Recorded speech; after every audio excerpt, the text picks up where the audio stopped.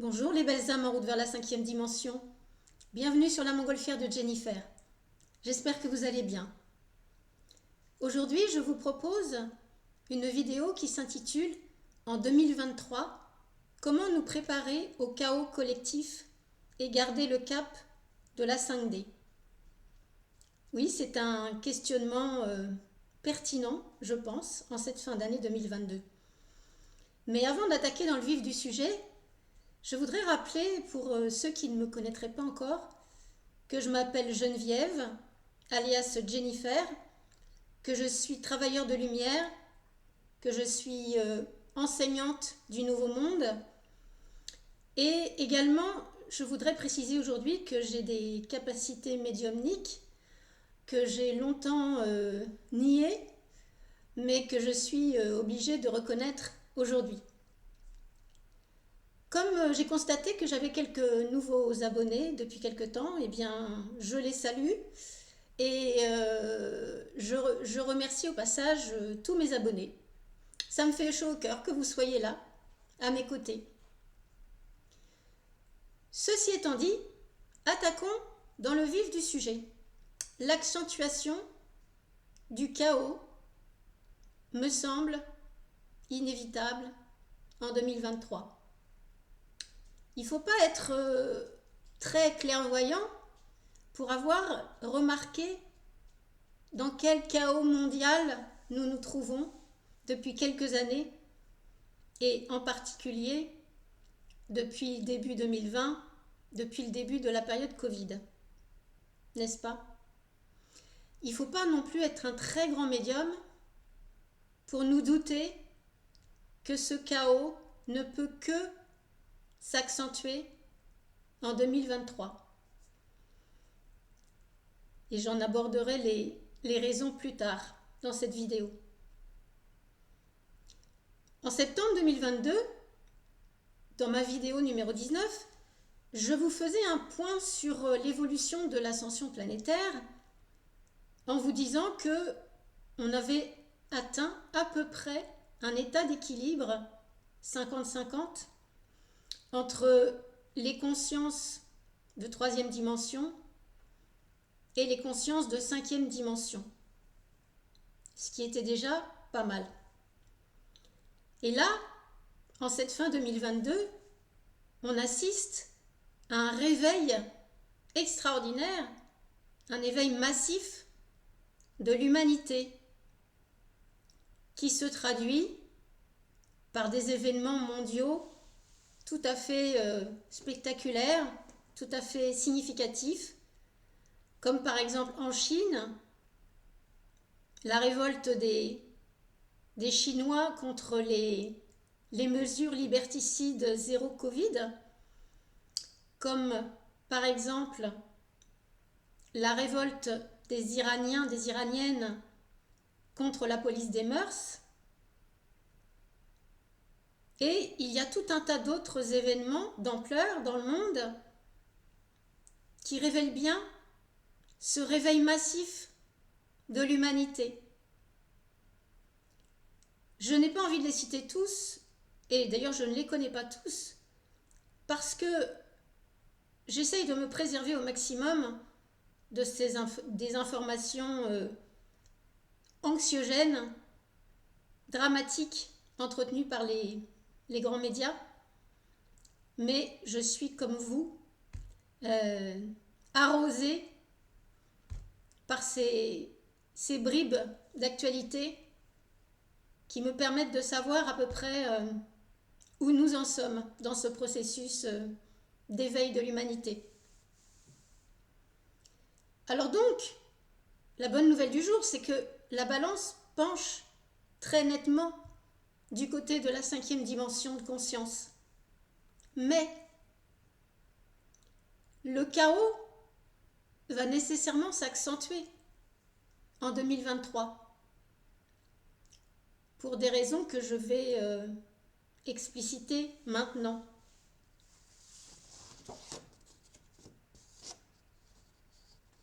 En 2022,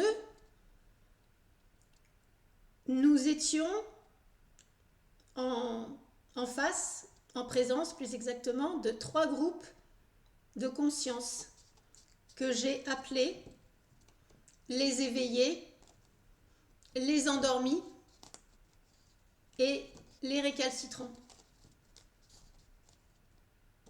Les éveillés, aujourd'hui, eh bien, c'est des gens comme vous, comme moi,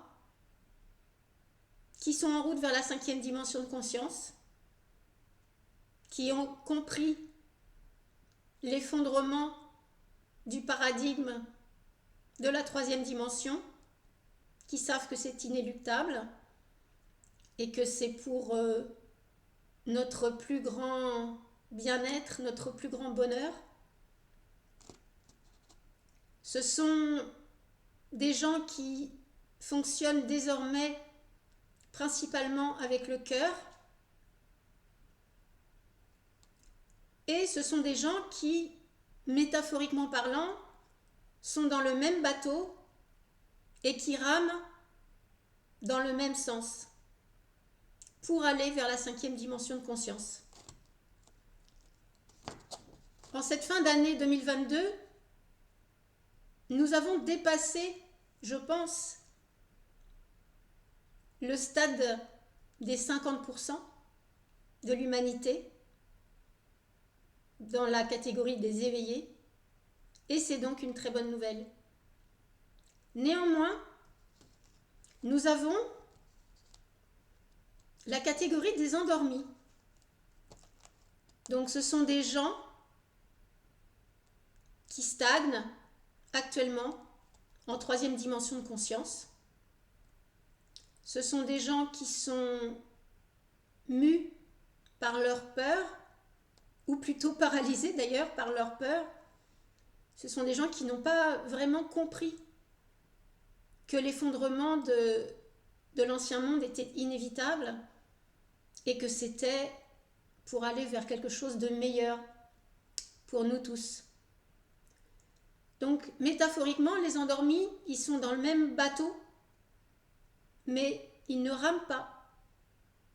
Ils sont à quai, immobiles, pour l'instant. Et puis, nous avons les récalcitrants, qui sont des gens, des êtres en tout cas, qui se battent pour le maintien de la 3e dimension, parce qu'ils y trouvent leur intérêt. Et ceux-là, qui tirent toutes les ficelles en coulisses, font en sorte d'alimenter toutes sortes de peurs et font en sorte d'imposer aux autres tout un tas de mesures liberticides. Tout ça pourquoi ? Pour que la peur domine le monde, les privations de liberté également, et pour empêcher les éveillés de progresser sur leur chemin d'évolution, et pour empêcher les endormis de se réveiller. Donc l'enjeu de l'année 2023, c'est bien que une bonne partie des endormis se réveillent. Parce que les récalcitrants, il ne faudra pas compter sur eux, puisqu'ils ne veulent pas du tout que l'humanité se réveille. L'enjeu de l'année 2023, c'est qu'une bonne partie des endormis comprennent qu'ils ont tout intérêt à lâcher le monde de la 3D, sa laideur, ses injustices, ses conflits, pour aller vers un monde qui sera beaucoup plus beau, plus juste et plus pacifique. Et pour que ces endormis se réveillent, eh bien, il va falloir, en 2023, que des événements spectaculaires et douloureux se produisent pour les tirer de leur profond sommeil, comme si on leur faisait éclater une grenade dégoupillée à la figure. Parce qu'en effet, je rappelle que ce n'est en aucun cas le rôle des éveillés que de réveiller les endormis. Les endormis, c'est leur choix d'âme, et ils ont droit d'évoluer à leur rythme. Et en tout cas, ce n'est pas aux êtres éveillés de les tirer de leur sommeil. Je vous le déconseille fortement. En 2023, nous allons donc vivre des choses douloureuses, déstabilisantes, pour que un maximum d'endormis s'éveillent. Les récalcitrants vont faire en sorte d'activer en nous toutes sortes de peurs pour freiner le réveil des endormis et pour ralentir l'ascension des éveillés. Petit rappel sur le rôle de la peur chez un être humain.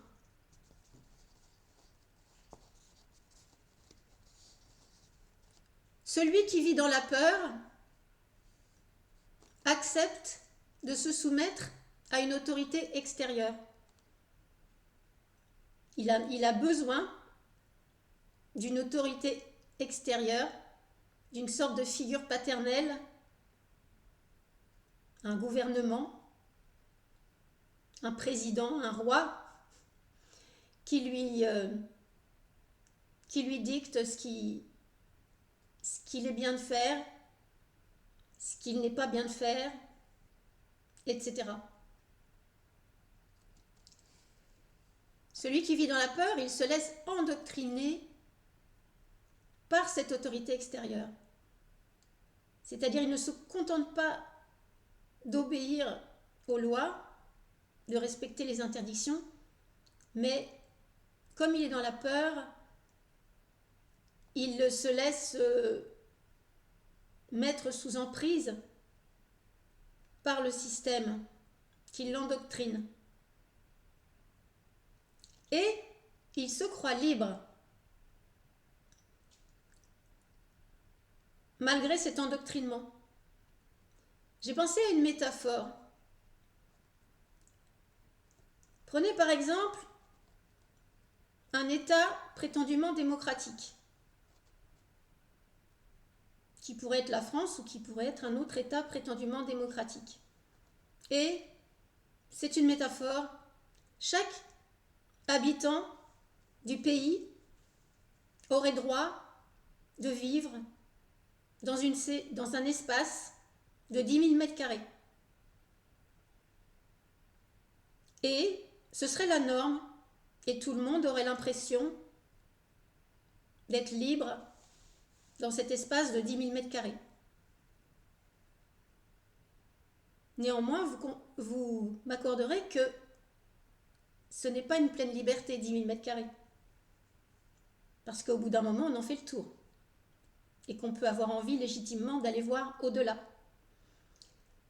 Et par des mesures liberticides, on va décréter que désormais, vous n'avez plus droit à 10 000 mètres carrés chacun,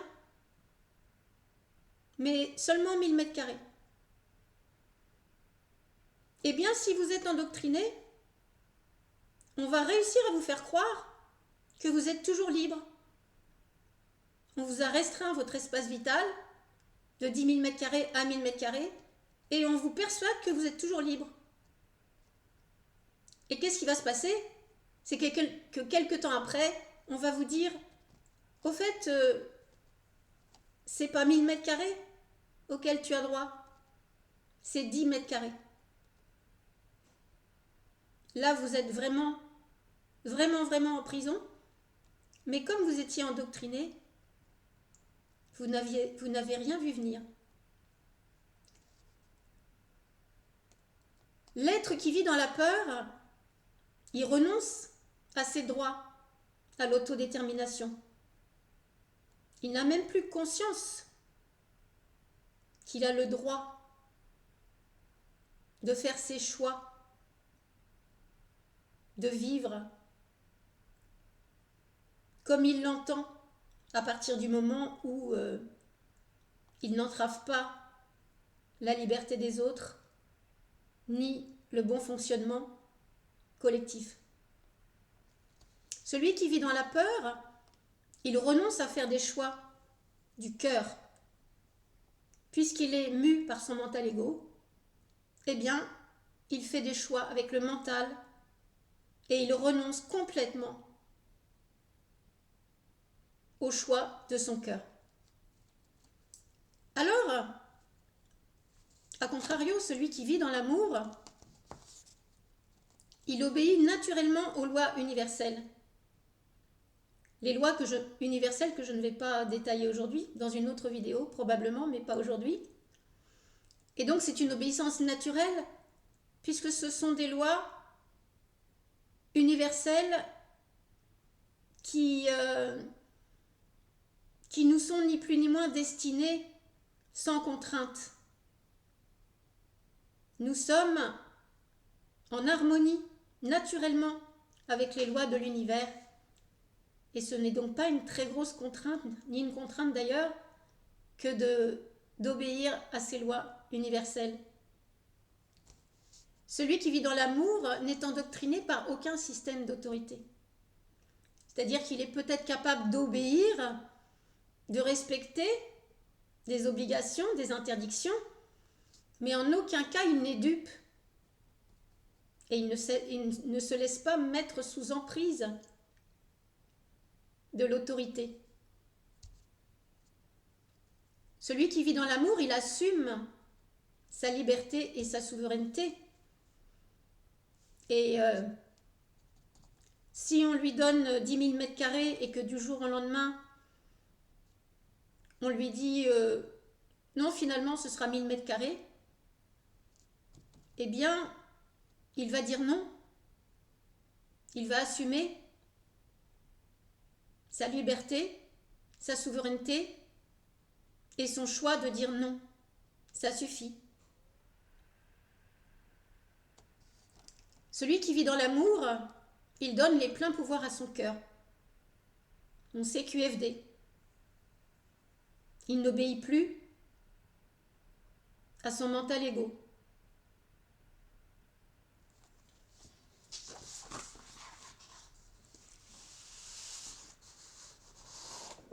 Maintenant, venons-en à la conclusion concernant l'année 2023. Cette année qui nous attend, qui sera une année de peur et de chaos entretenus par les récalcitrants. Comment garder le bon cap? Je vous donne quelques pistes auxquelles j'ai pensé. Et toujours pareil, libre à vous d'accepter les propositions que je vous fais ou de ne pas les accepter, et libre à vous d'en avoir d'autres et de me les proposer en commentaire par exemple. En 2023, pour garder le bon cap, celui de la 5e dimension de conscience, sans se laisser malmener, parasiter par les peurs et par le chaos. Je limite ma consommation d'actualité. Évidemment,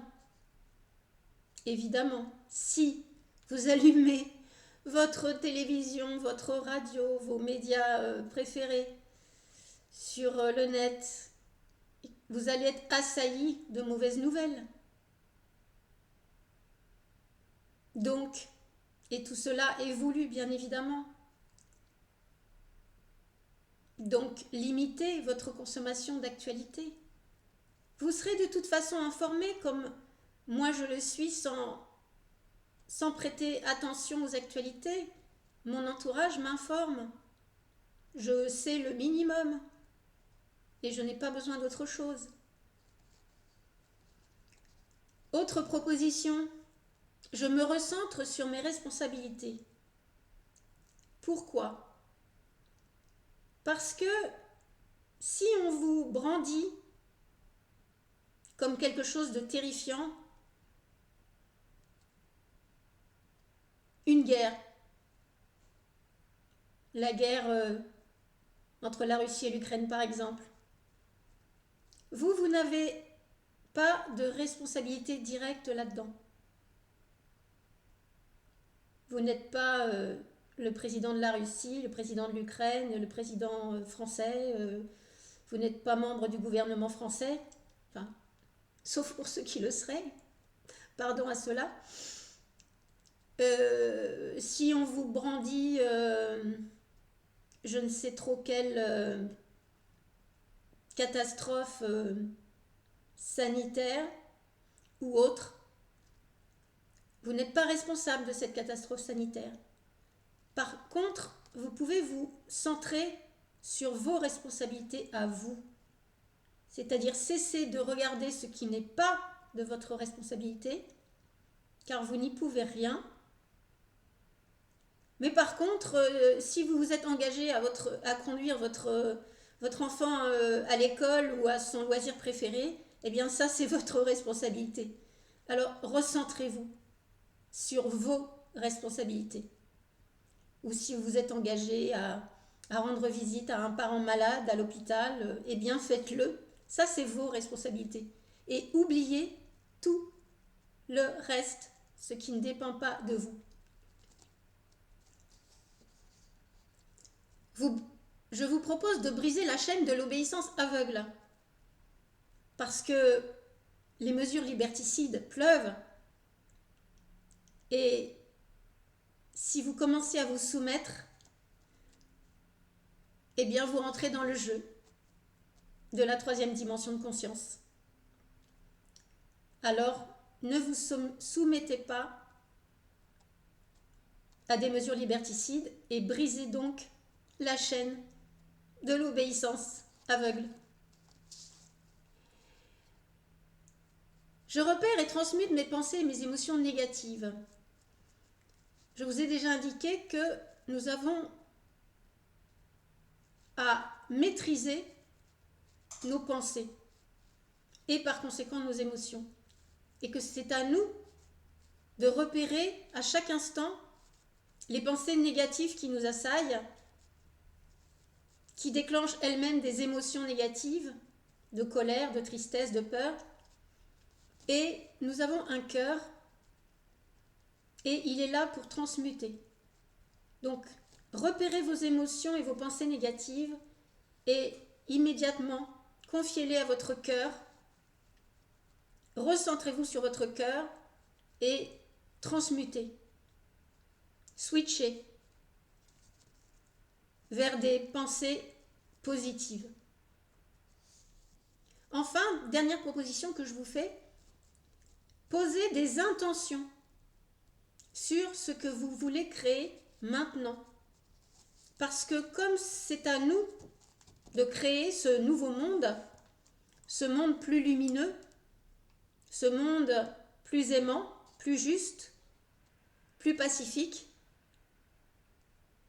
eh bien, posez des intentions. J'aurai l'occasion de revenir sur le pouvoir de l'intention. Mais faites-le. Posez vos intentions sur ce que vous voulez créer de nouveau, de différent. Et comme ça, vous allez le créer. Vous allez alimenter des égrégores positifs pour le nouveau monde de la 5e dimension. Voilà l'essentiel de mon message d'aujourd'hui, qui n'était pas évidemment de vous faire peur par rapport à ce qui s'en vient en 2023, mais tout au contraire, de vous dire que nous tenons collectivement le bon cap, que le réveil de l'humanité est massif et qu'il ne tient qu'à nous, en 2023, de naviguer vers la 5e dimension de conscience en évitant de succomber à la peur et au chaos collectif. J'espère que cette transmission vous a plu. Si c'est le cas, dites-le moi, likez, abonnez-vous, parlez de ma chaîne autour de vous. Nous sommes amour, nous sommes lumière et nous sommes tous un. Je vous dis à très bientôt. Bye bye.